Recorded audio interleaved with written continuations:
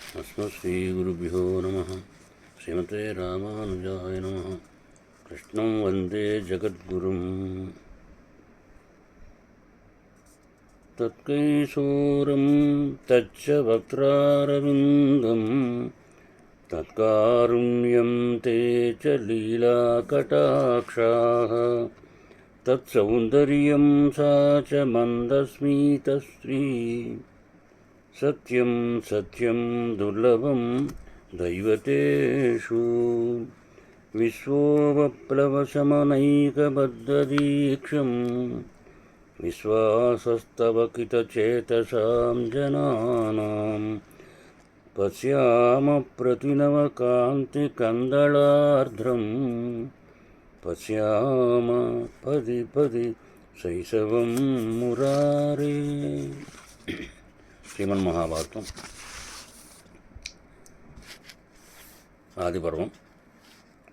ఆదిపర్వంలో 8వ అధ్యాయం. దీంట్లో ఆ పులోముడనే రాక్షసుణ్ణి సంహరించడం, నశించడం, ఆ చవనుడు పుట్టడం, ఇదంతా కిందటి అధ్యాయంలో జరిగింది. ఈరోజు రురు ప్రమద్వరల వృత్తాంతం, ప్రమద్వరల మరణించడం కూడా ఈ అధ్యాయంలో మనకి తెలుస్తుంది.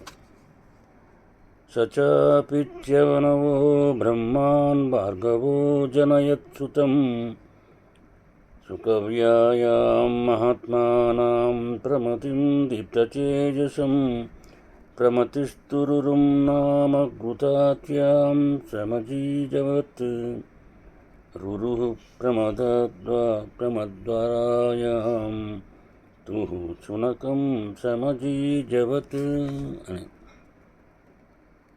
బ్రహ్మజ్ఞ ఉగ్రసురుడు ఇలా చెప్తున్నాడు. బ్రహ్మజ్ఞ భృగుపుత్రుడైనటువంటి చవనుడు సుకన్య వలన తేజస్సుతో దీపించేటటువంటి మహాత్ముడైనటువంటి ప్రమతి అనే కొడుకును కన్నాడు. అట్లాగే ప్రమతికి ఘృతాచి అనే అప్సరసయందు రురువు అనే కొడుకు కలిగాడు. ఆ రురువుకు ప్రమద్వరయందు శునకుడు అనేవాడు కలిగాడు. మహాబాగా శునకుతనయుడైనటువంటి నీవు సమునకుడువు. శునకుడు అచ్యుతై మహాసత్వుడై సమస్త మృగుకులానికి కూడా ఆనందదాయకుడయ్యాడు. అతడు తీవ్రమైనటువంటి తపస్సు చేసి స్థిరమైన కీర్తిని పొందాడు. తస్య బ్రహ్మాన్ రురో సర్వం చరితం భూరి తేజసః విస్తరేణ ప్రవక్ష్యామి తచ్ఛృణు తమస్వేషితః అని బ్రహ్మజ్ఞ ఆ గొప్ప తేజస్వంతుడైనటువంటి రురువు యొక్క చరిత్ర యావత్తు సవిస్తరంగా చెప్తాను, వినండి. ఋషిరాసీత్ మహాన్ పూర్వం తపో విద్యా సమన్వితః స్థూలకేశ ఇతి ఖ్యాతః సర్వభూతహితే రతః అని. పూర్వం తపస్సు విద్య కలిగి అట్లాగే సమస్త ప్రాణులకు మేలు చేయడంలో ఆసక్తి కలిగినటువంటి స్థూలకేశుడు అనే గొప్ప ఋషి ఉండేవాడు. ఏతస్మిన్నేవ కాలే తు మేనకాయాం ప్రజిజ్ఞివాన్ గంధర్వరాజో విప్రర్షే విశ్వావ సురతి స్మృతః అని. ఆ కాలంలోనే విశ్వావసు అనే గంధర్వుడు మేనకయందు కొడుకును కనడం జరిగింది. అప్సరా మేనకా తస్య తం గర్భం భృగునందన ఉత్సర్జయథాకాలం స్థూలకేశాశ్రమం ప్రతి. భృగునందన ఆ అప్సరస మేనక నెలలు నిండిన తర్వాత స్థూలకేశుని ఆ ఆశ్రమంలో సమీపంలో ప్రసవించడం జరిగింది. ఉత్సృజ్య చైవ తం గర్భం నద్యాస్తీరే జగామసా అప్సరా మేనకా బ్రహ్మాన్ నిర్దయా నిరపత్రస అంటే నిర్దయరాలైనటువంటి ఆ లజ్జాహీనురాలైనటువంటి మేనక ఆ అప్సరస నదీ తీరంలో ఆ బిడ్డను వదిలి వెళ్ళిపోయింది.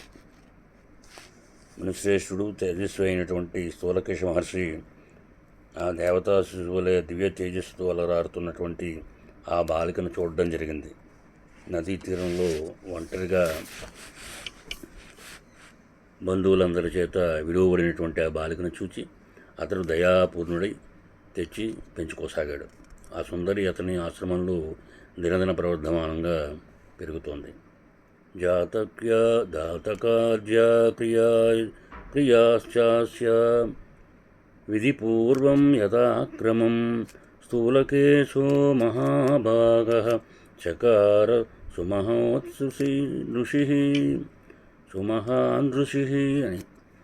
మహానుభావుడైనటువంటి ఆ మహర్షి స్థూలకేశుడు ఆ బాలికకు జాతకర్మాది క్రియలన్నీ విధిపూర్వకంగా యథాక్రమంగా జరిపించాడు. బుద్ధి రూప గుణాలతో శ్రేష్ఠురాలు కాబట్టి ఆమెకు ప్రమద్వర అనేటటువంటి నామకరణం ఆ మహర్షి చేయడం జరిగింది. స్థూలకేశ మహర్షి ఆశ్రమంలో ప్రమద్వరను చూచి ధర్మాత్ముడైన రురువు మదనపీడితుడైనాడు. అతడు తన మిత్రుల ద్వారా తండ్రికి తన అవస్థను తెలియజేయడం జరిగింది. ప్రమతి కూడా వాసుకెక్కిన రురువు ఆమెను ఇమ్మని రురువుకు ఇమ్మని ఆ స్థూలకేశుని యాచించాడు. అంతటా తండ్రి తన కుమార్తె ప్రమద్వరను రురువుకి ఇవ్వడానికి వాగ్దానం చేశాడు. ముందు రాబోయే ఉత్తర ఒలుగుని నక్షత్రంలో వివాహం చేయాలని నిశ్చయించుకున్నాడు. తతకతిపయాన్ అస్య వివాహే సముపస్థితే సఖీభిః క్రీడతి పార్థాం కన్యవరవర్ణిని అని. వివాహం ఇంకా కొద్ది రోజుల్లో ఉందనగా ఆ సుందరి అయిన ప్రమద్వర చెరుడుతో కలిసి క్రీడిస్తూ ఉండగా అడవిలో తిరగడం జరుగుతుంది. దారిలో అడ్డంగా ఒక పెద్ద సర్పం పరుచుకుని నిద్రపోవడం ప్రమద్వర చూడలేదు. ఆమె కాలప్రేరితురాలై కాలితో తొక్కింది. ఆ కాలానుధర్మానుసారంగా ఆ సర్పం బుస్సున లేచి అజాగ్రత్తగా ఉన్న ఆమె యొక్క శరీరం మీద విషయుక్తమైన కూరలతో కాటు వేసింది. ఆ పాము కరవగానే ఆమె నేల మీద వారిపోయింది. శరీరం రంగు మారిపోయింది. సౌందర్యం నశించింది. ఆభరణాలు చెదిరిపోయాయి. స్పృహ పోయింది. జుట్టు ముడి వీడిపోయింది. అది బంధువులకు శోకాన్ని కలిగించింది. అంతకుముందు వరకు చూడ చక్కగా ఉన్న ఆమె విగతజీవి అయి చూడ శక్యం కాకుండా పోయింది. తమ మధ్య సర్ప విషం చేత బాధపడుతూ నేల మీద పడినప్పటికీ నిద్రపోతున్న దానిలా మరింత మనోహరంగా కనిపించింది ఆవిడ. అయితే కదలక మెదలక నేల మీద పడి తామరకాంతితో ఉన్న ఆమెను తండ్రి అయిన స్థూలకేశుడు ఇతర తాపసులు చూశారు.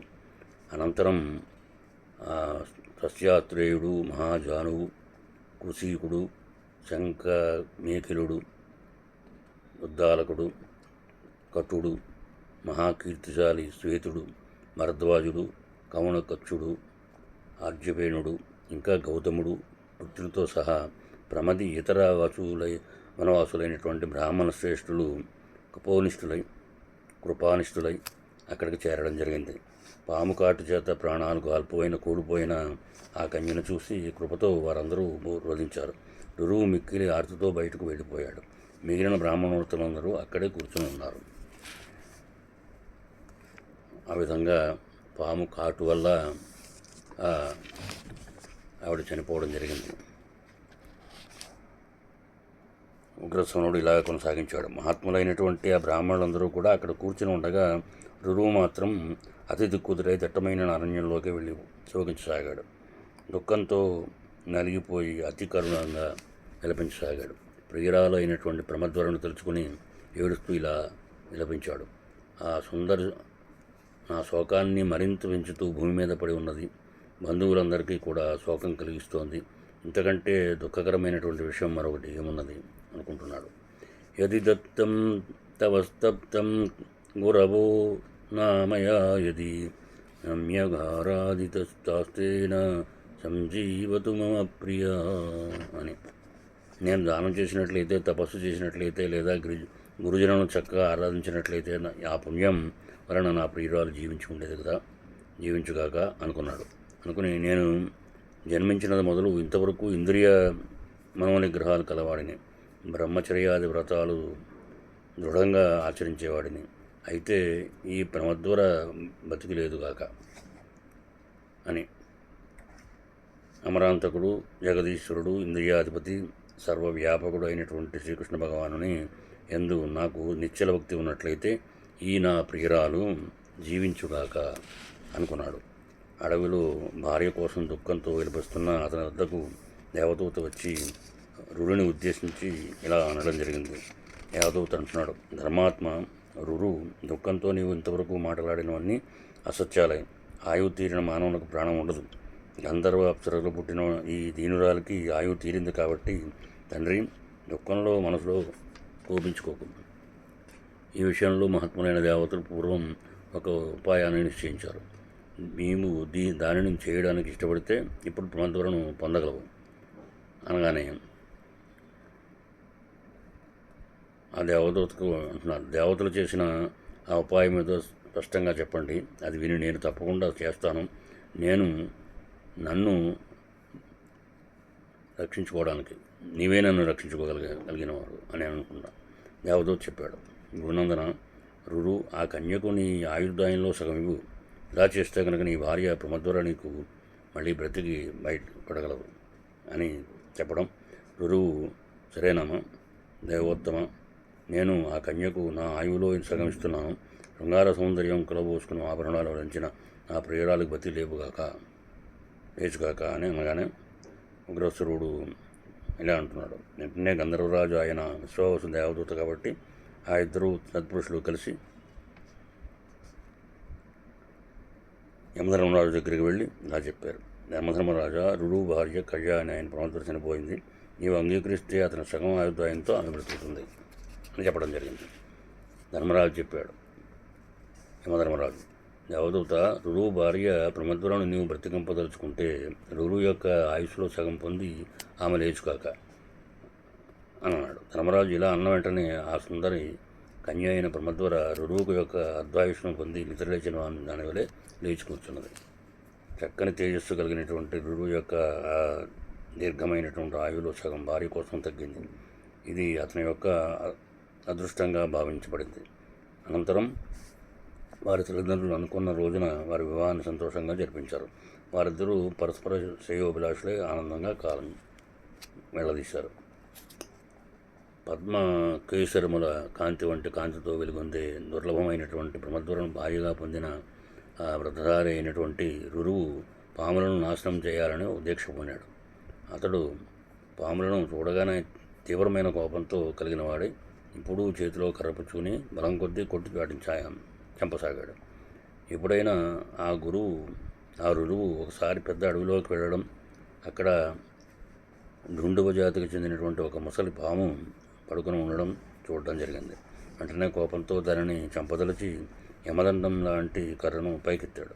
అంతలోనే ఆ ఢుండువం అతనితో ఇలా అన్నది, తపోదన, నేనెప్పుడు నీకు ఏమీ అపకారం చేయలేదు కదా, కోపించి ఆవేశంతో ఎందుకు నన్ను చంపుతున్నావు అని అన్నది. అంటే నా ప్రాణ సమానురాలైన భార్యను ఒక పాము కరిచింది. ఎక్కడ పామును చూసినా దానిని నేను చంపాలనే, అప్పుడు నేను ఒక ప్రతిజ్ఞ చేసి ఉన్నాను. కాబట్టి నేను చంపాలనుకుంటున్నాను. ఇప్పుడు నీకు చావు తప్పదు అన్నాడు. అన్యేతే భుజగా బ్రహ్మాన్యే దశంతీవ తీహమనవ ఆనవాన్ ఢుండుభావగంధేన నత్వం హింసితుమర్హసి అని. అంటే బ్రహ్మజ్ఞ, మానవులను కరిచే పాములు వేరేవి. కేవలం ఆకారంలో మాత్రమే సర్పాలను పోలిన ఢుండుబాలను నీవు హింసించరాదు అనగానే, అనర్థాలు పొందడంలో అన్నీ ఒకట, ప్రయోజనాలు పొందడంలో మాత్రం వేరా, దుఃఖం పొందడానికి అన్నీ ఒకటేనా, సుఖాలు మాత్రం వేరా, నీవు ధర్మం తెలుసుకో, ఢుండుబాలను హింసించడం మానుకో అని చెప్పడం జరిగింది. అట్లాగే ఉగ్రసింహుడు అంటున్నాడు, ఆ ఢుండుభం యొక్క మాటలను విని రురువు అతని భయావిష్టుడై మునిగా తలిచి చంపలేదు. పైగా పూజ్యుడైనటువంటి రురు అతనిని శాంతింపజేస్తున్న వాని వలె భుజంగమ, ఈ వికృత రూపాన్ని సర్పాకారాన్ని పొందిన నీవెవరు, నాకు తప్పక చెప్పు అని అడగడం జరిగింది. రుండవం ఇలా చెప్పింది. రురు, నేను పూర్వం సహస్రపాదుడనే మునిని, కానీ ఒక బ్రాహ్మణుని యొక్క శాపం వలన సర్పంగా మారవలసి వచ్చింది.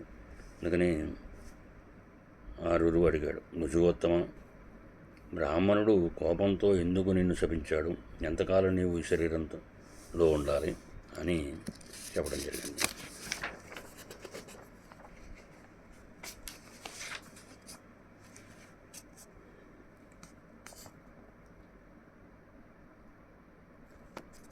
ఇక ముందు రుండవం రుణకు అహింసను ఉపదేశించడం గురించి మనం తర్వాత తెలుసుకోవడం చేద్దాం.